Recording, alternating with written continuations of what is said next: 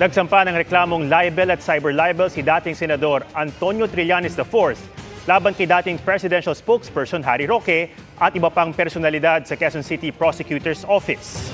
Ayon kay Trillanes, inireklamo niya si Roque at ang vlogger na si Byron Cristobal dahil sa anyay maling akusasyong ibinenta ng dating senador ang panatag show sa China sa isang back-channel talks noong 2012.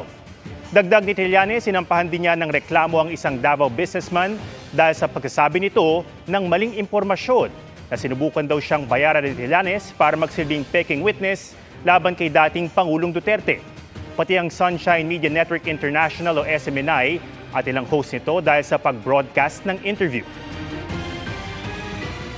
Ito ang ating pushback dun sa kanilang pag-disseminate ng false information at mga fake news laban sa akin. Ibinenta ko raw yung Scarborough.